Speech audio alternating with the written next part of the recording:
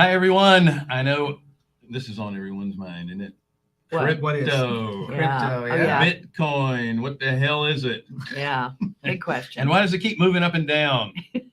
And where's it going? We're going to let you know about all of that and more right after this.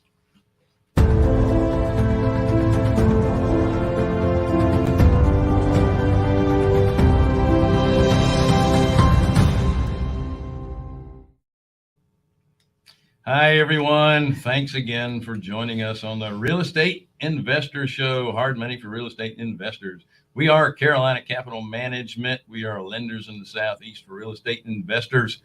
If you are interested in borrowing money, go to carolinahardmoney.com and click on the Apply Now tab. If you're a passive investor interested in passive returns, click on the Accredited Investor tab.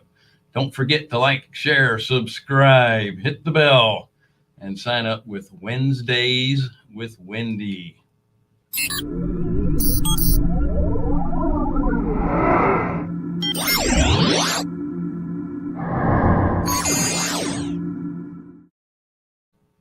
Wendy donates 30 minutes per person on Wednesdays to talk about anything real estate. Get on her calendar on our little chat side there on the right-hand side or underneath, depending on the platform you're viewing us from. You can get on her calendar. She's usually booked out a couple of months in advance. It's well worth it, and it's free. Absolutely. Yeah. Did we say it's free? It's free.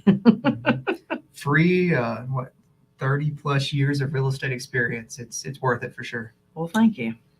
I think it is, but Yes. I got to tell you, I get a lot more out of it than I give. It's amazing. Just The so people you know, that sign up for it. she started when she was 12. Yes, that's right. It's 30 years worth That's of right. experience. That's right.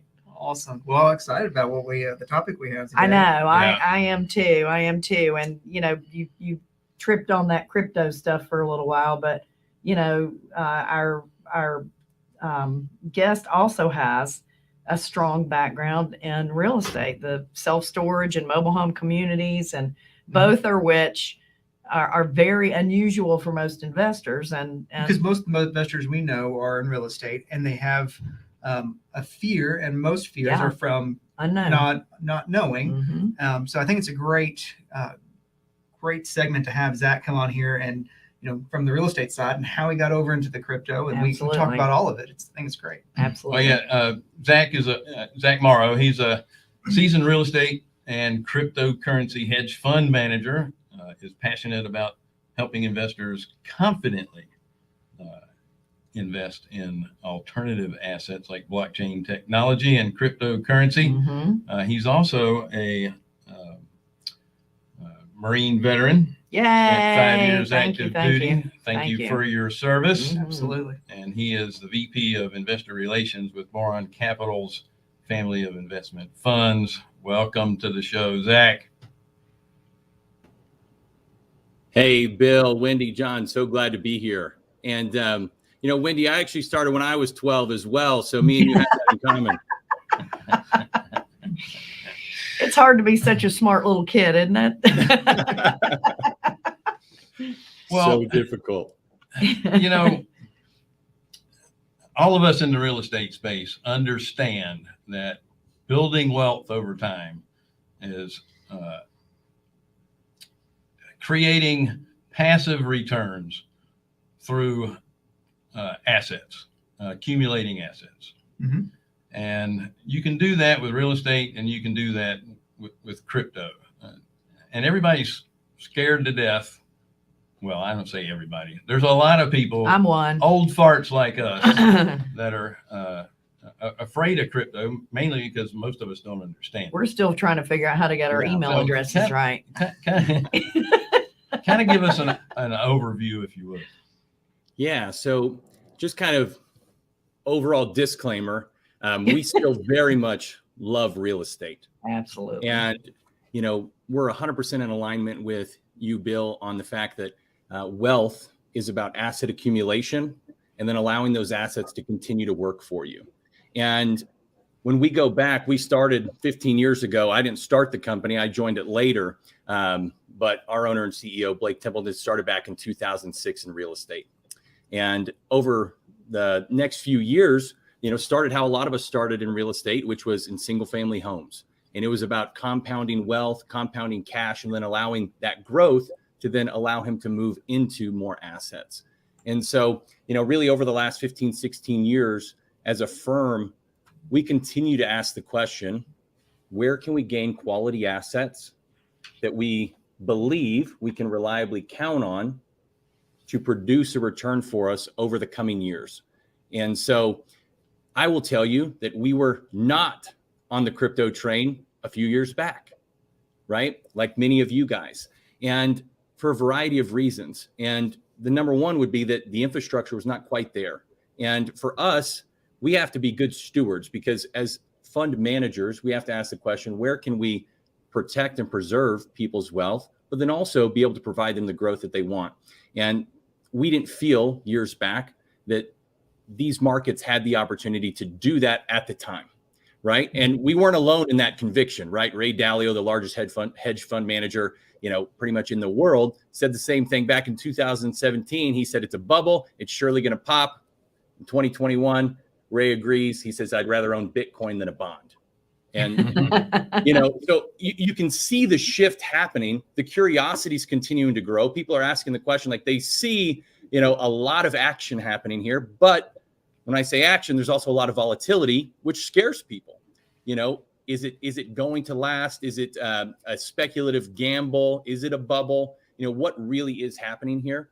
And I think that for most people, like you said, it's just a lack of understanding. And so, I sat down with a gentleman. You talked about old farts. I sat down with a gentleman, 78 years old, and he's sharp as a whip. This guy is continuing to invest and build businesses.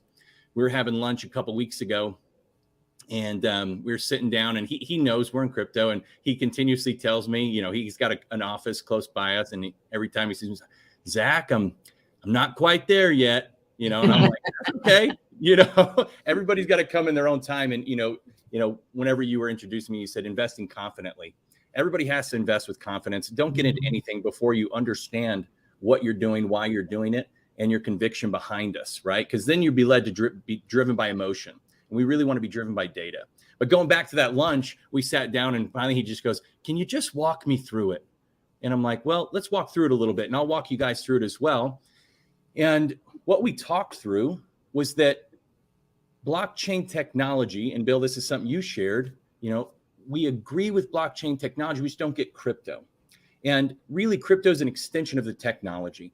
And when we look at the space as a whole, we're looking at a technological space that's coming in and creating a safe, reliable, verifiable means of communication that undergirds really the internet and provides a digital age and digital network to be able to create that verifiable trust and exchange.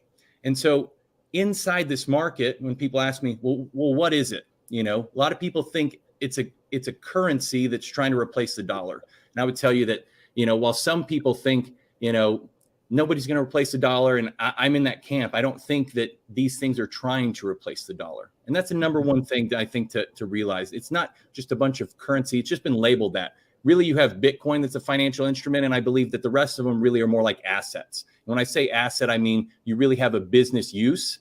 And then, of course, there's a whole portion of it that's just complete baloney. So that's to be known, right? So a lot of it's not going to work out, but you've got some really strong use cases out there, and getting clear on the use cases of how the world progresses digitally. And now I feel like I'm rambling, so I'll let you rein me in and get more specific. But getting clear on the use cases is step one. Getting clear on the team, like with any investment, getting clear on the network, right? Because when we think about the internet created an abundance of different industries, and it allowed already existing industries to advance. And that's really how we look at blockchain technology, is it's really creating an infrastructure under which a digital world can operate. And then there's going to be a lot of different use cases with a lot of different companies, assets that then operate inside that space to allow industries to advance, and then allow industries that already exist to continue to grow. Yeah. How does your fund invest in crypto? Can you? I know you can't really get into a whole lot of detail, but not looking for the secret sauce, just the so how do you do that? Yeah, the secret sauce wouldn't hurt. Right. So just so that I can be most helpful, is the question, how would one purchase an asset? Or are you more interested in, are you talking about strategy? Yes. Both. Yes to all of it. Okay. So if you're investing in a particular coin, for example, you're talking about really an asset that you don't really know what the value is. Okay.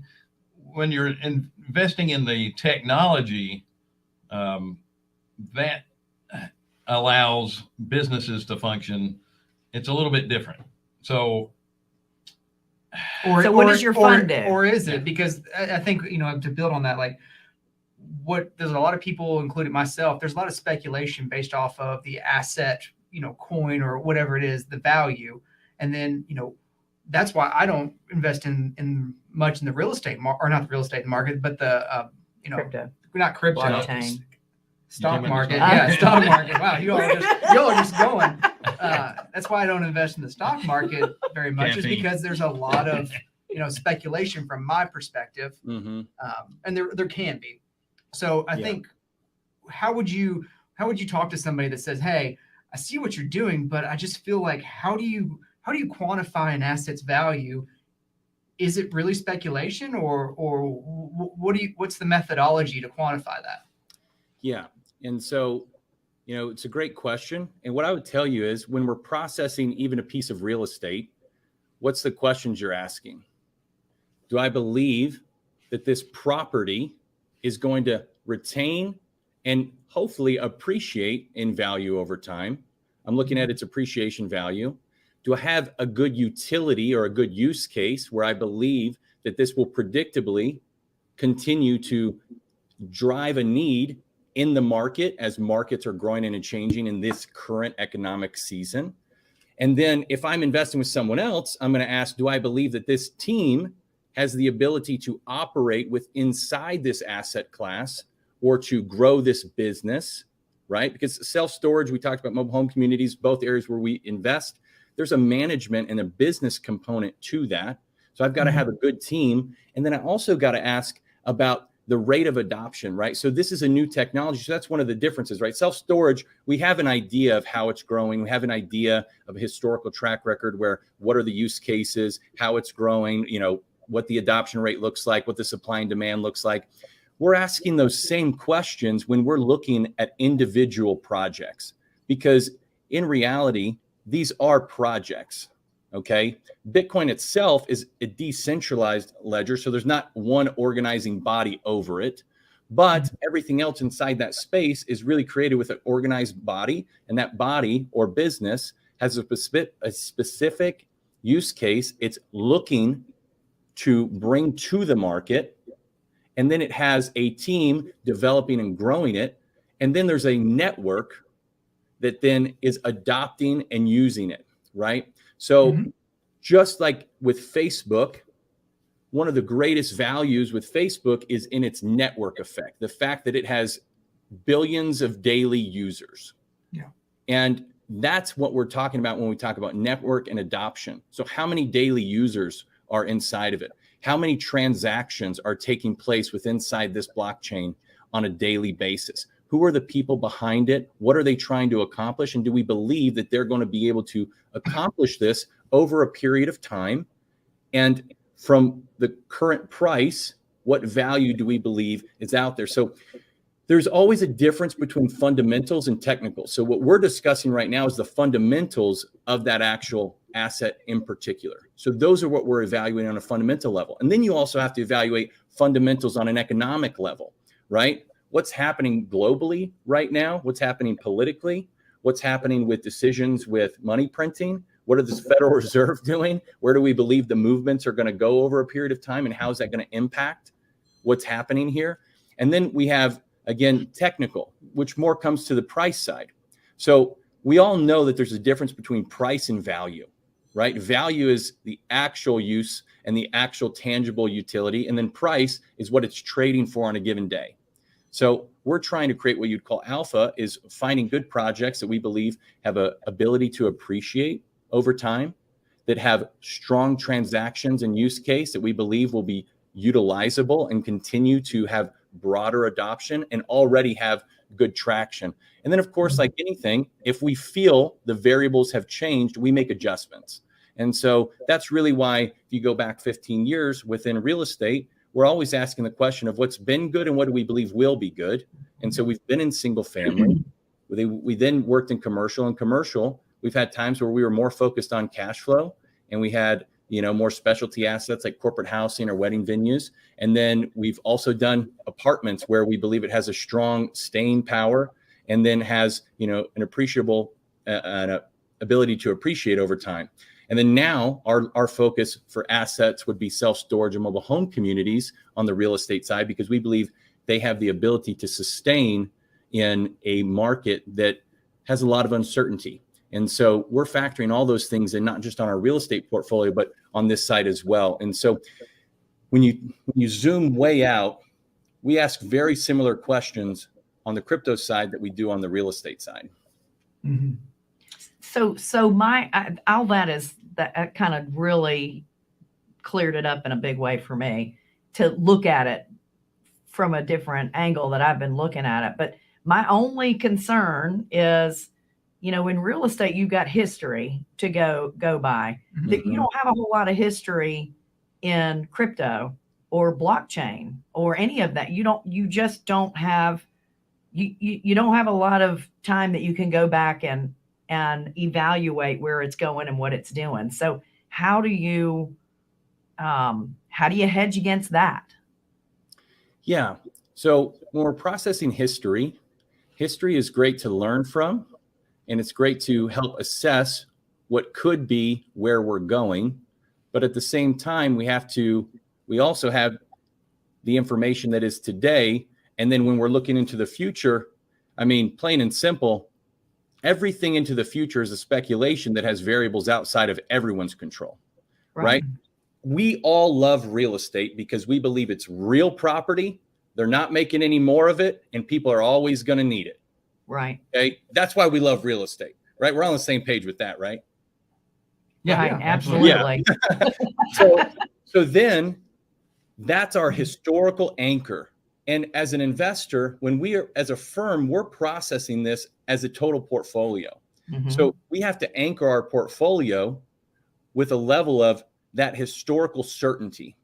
And then on the other side, we're looking at what is transitioning in the market, how will it transition, and to what level do we want to participate? And so by no means am I telling people to leave real estate and go into crypto, because I still love real estate and we are expanding in real estate. Diversity is good. Mm-hmm. And then whenever I process new markets, the crypto market actually allows opportunity at tangible asset, even though it's digital. It is a real life verifiable thing that you have the thing, right? It's not just a number on a ledger. You actually own a piece of that block, right? And that is verifiable. So I'm able to actually hold property. If I wanted to, I could take that offline and nobody could touch it, right? Yeah. But then I have to look at the appreciation value and potential. And then I ask myself, okay, what portion of capital, time, resource, energy do we want to put into this newer technology? So we've spent the last few years diving in, and after the research, we came to the point of believing that this will be something that is here to stay. And if it is here to stay, to what level am I interested in participating? And then with that participation, I'm going to continue to learn and grow, and then my allocation will adjust accordingly. And so that's going to be different for each individual investor. But, Elon Musk basically came out and, Tesla, SpaceX, and Elon personally all moved billions of dollars into crypto, over the last couple of years. And he basically came out and he said, I reached a point where I realized I could either watch it happen or I could participate. And you mean I could watch it happen or force it to happen? Yeah, control it. well, that's a whole nother topic of Elon's Twitter, right? It's definitely entertainment on that. But But yeah, with any new technology, the only way something really takes is that people need it and people continue to use it, right? Same thing with Facebook, right? Same thing with Amazon. Amazon started with books. The internet started with email, right? And people are like, well, I'm already writing letters. It's not any more efficient. I don't know how to do this. Well, eventually, the internet wasn't just email. It was so much more, right? And that's really where we're at a place where we know that just on an individual coin, millions of transactions are already taking place on a daily basis. This isn't like we hope it'll happen in the future. It's already happening. Right. So that it's actually the fastest adopted technology in history, and we're only going more digital. And the blockchain technology, figuring out where and how you want to invest is different than figuring out whether or not you should invest.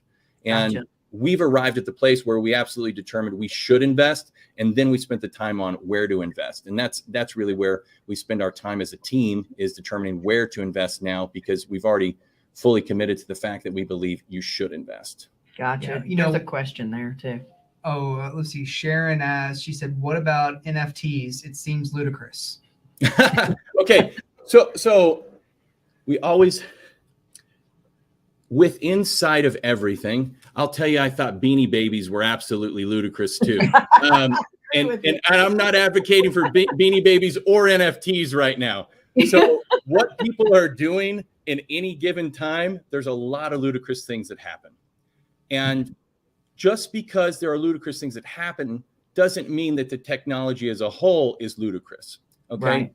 So the idea of a non-fungible token, I believe firmly, will be something that is regularly utilized, but I'm not talking about an image of a monkey or a cartoon. I'm talking about the technology of non-fungible token. So where people want to go and buy art, that they own the art and they want to own a moment in time and things like that, it's kind of like the idea of, like, if I had Michael Jordan's rookie card, is that one going to hold value? But you might have held somebody else's rookie card that then disappeared. That's a lot more speculative to me than investing in good fundamentals. So, if you want to speculate there, that's a different type of investor. And that's not where we focus as a fund. We're really looking for better fundamentals rather than, quick flips. So. Yeah, the blockchain technology is from our perspective, the most interesting thing. And I know everyone wants to focus on the cryptocurrency side because it's very polarizing. But, I think we can all agree that our federal wire system and how we transfer and move money through the Fed system is severely antiquated. There has to be a better way to do that. So Are you saying, like, I know this blockchain technology can be used for that. You said earlier that you don't think that cryptocurrency is a replacement for the dollar. You think that it's going to be something that can advance the dollar into the crypto space, I suppose? Or how do you see that? So if we want to talk about currency, it's going to be different than the markets as a whole. So I'll kind of answer two different pieces here, because I feel like there's probably two different questions. Answer. I'm a layman here, so you're the. We don't even know the right language. That's okay. And blockchain technology allows for a verifiable ledger to take place without any third-party control. Okay. So just for reference, if we looked at Bitcoin could do what the banking system does.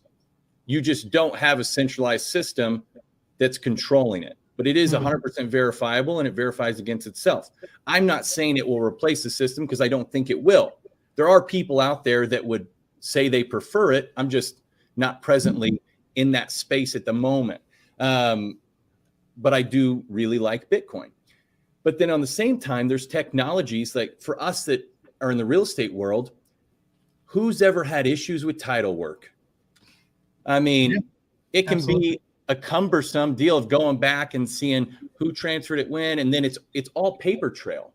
Right. With inside blockchain, that paper trail can happen and be verified on a block that continuously updates itself. So ownership could always be known instantaneously. Transfers of title could take place securely without any needs for, that wait time or that lookup time, and it would be verified right there. And then title work could be transferred right away.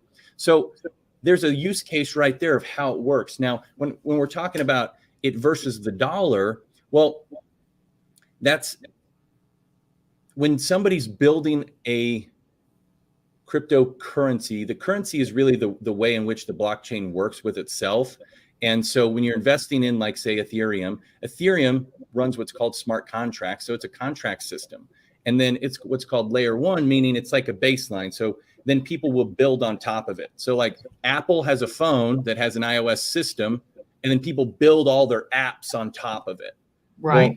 Well, the iOS system doesn't build, we use an app, for communication, called Slack. Well, Slack is an app on iOS, but it's not iOS. So Ethereum has its own use case, but then there's a lot of things being built on top of it.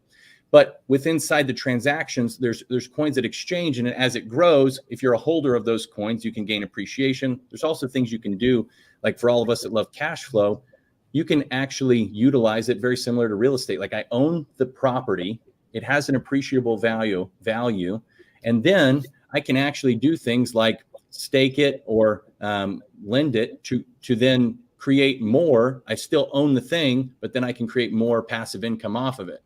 So for all of our passive income investors, that's an option. And these things aren't revolutionary in the way they operate. That's similar to like what a bank does or what you guys do with your fund, right? Mm-hmm. So competing with the dollar, I don't think that that's actually what the vast majority of these things are trying to do. I really don't think any of them are. Bitcoin itself, I mean, a potential function would be more like what gold has served in the past as an actual anchor. You could denominate in Bitcoin, but then the currency could still be dollars, or you could denominate in something else. But what the Federal Reserve does as far as its choices, there's already talks about a US dollar coin and things like that. Something that I'm not in support of, but I think that the use of the technology and the currency, as far as how it operates, is one that all governments and globally will continue to be utilized. Very interesting. You've made it gel a lot more for me. I'm still not all there in my head, but you really have made it gel for me. Thank you. Yeah, and I don't think the central banks are going to give up control anyway. No, but I 100% agree with you. No, when you're in control, you don't want to give it up. The power retains power. Pull away, I think, for me, is whether or not you like cryptocurrency or even blockchain technology, there is a way to invest smartly, because just like you said, as you build users, I mean, the value is built off of the number of users that are coming in. So if you can get in at the right time, do your underwriting as you all do so well, get in at the right time, have that appreciation come with the users, and then you can get out. You can still utilize this as an asset class to invest in without even, who cares if you think cryptocurrency is the future. It's a way to help you build wealth through diversification. So that particular fund that you have that deals with the crypto, is that a fund for accredited investors? How's that set up? Yes. So as a private fund, I'm sure for those of you not familiar, we have registration under Regulation D, 506C, which means that it is open to accredited investors. That's correct. Awesome. I'm going to ask you, what's your minimum on it? Minimum investment? $250,000. Okay, thank you. Yeah. Well, I can't let you get out of here without at least talking real estate. Yeah, we definitely want to hear about that. What are you guys focused in on? I know you said self-storage and mobile home parks. What areas of the country are you looking at, and what size facilities? Yeah, great question. So when we're kind of looking nationwide, it's not so much that we're singled in on a specific area. We're really looking for value, which I think everybody's doing right now, is where can we find that long-term value? I will tell you, we're really focused on already operational, and then our value add is really more about management and economy of scale. And so, I'll just to give you an example, the last three properties we invested into, One is a 35.5 acre, 210 unit mobile home community just north of DC, right on the water in Dundalk, Maryland. Another property we invested into is in Alexandria, Virginia, which is just south of DC, right there close to Washington Reagan. If you're from the area, I lived over there for about 5 years, and that one right there is about 950 units. And then we just invested into a property a little north of Houston, and that one's a little over 600 units. So, we're really looking, our focus inside these assets is really long term. So we're not coming in just from a value add to look to sell. We're really looking more of a ability to come in, cash flow, help really take advantage of the tax benefits, and then bring value add through the management. And then we come in relatively low leverage, seek to refinance and allow investors to kind of, pull their capital back out and retain ownership. And then we seek to operate that together over time and continue to kind of rinse and repeat that model. Sounds to me like the two up north are possibly in resort communities. Does that sound right? Since they're on the water? I wouldn't necessarily call it a resort community. I think I've seen some really nice high-end mobile home parks in Florida that would. Yeah, well, yes, that's different.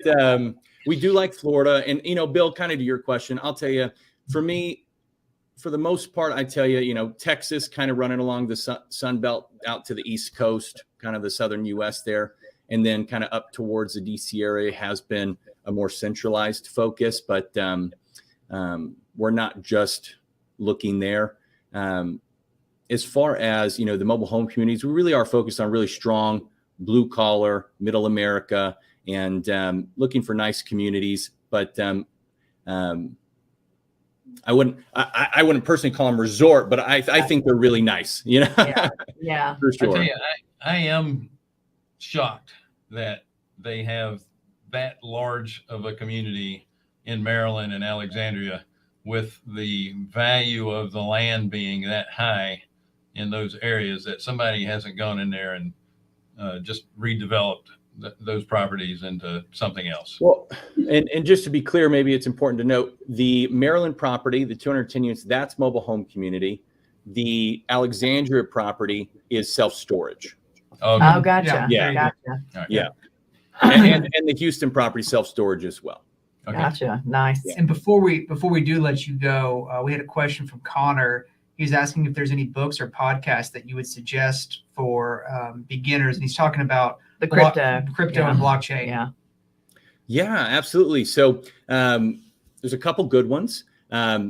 Depends on, I would say, your level of interest. If you're really just kind of starting to learn, we actually have a channel. We go live every Thursday. I'll be going live actually with our partners every Thursday at 5:30 Eastern.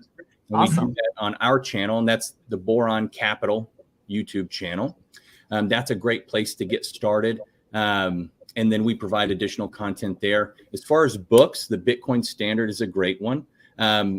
Also, I've had the pleasure of getting to know a couple great authors and people inside this space. Robert Breedlove, Jimmy Song, they wrote a book with a couple other people called Thank God for Bitcoin. It's a very interesting read that really tracks back. And I'll tell you, as a man of faith myself, this is one that really spoke to me.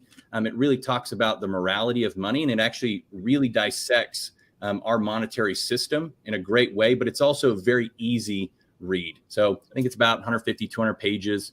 You'll get a lot of great history about how money operates, how our system operates, and how they see Bitcoin fitting into that. So Awesome. Those So are great places to start.